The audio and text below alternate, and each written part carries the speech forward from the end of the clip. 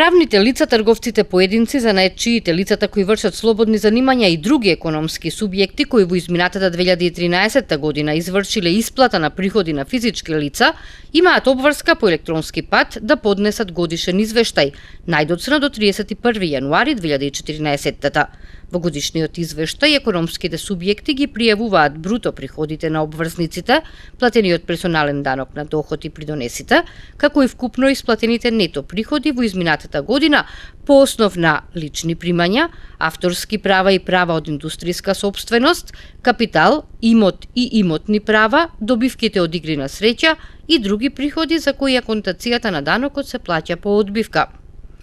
Економските субјекти пак кои вршеле исплати на граѓани во 2013 година по основ на откуп на земјоделски производи, должни се исто така по електронски пат да поднесат годишен извештај најдоцна до 31 јануари. Во годишниот извештај, овие економски субјекти ги пријавуваат податоците за физичките лица од кои вршеле откуп на земјоделски производи според дејноста која ја обавува физичкото лице и износот на исплатениот приход.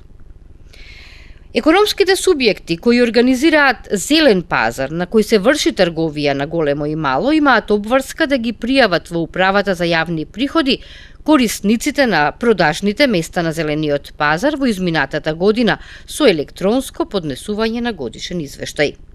Економските субјекти кои вршеле исплати на граѓани и имале обврска да го пресметаат и уплатат персоналниот данок, задолжително треба на граѓанинот да му издадат збирна пресметка за исплатените приходи, платениот персонален данок и придонеси во 2013 најдоцна до 15 јануари 2014 година.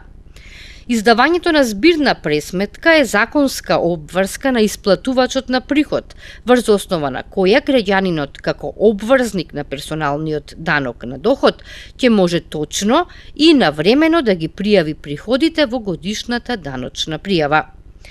Доколку до 31 јануари економските субјекти не поднесат годишен извештај, како и на граѓанинот не му издадат збирна пресметка за 2013, законот предвидува глоба во износ од 2000 до 3000 евра во денарска противредност, а за направениот прекршок на одговорното лице на фирмата ќе му биде изречена глоба во износ од 750 евра во денарска противредност.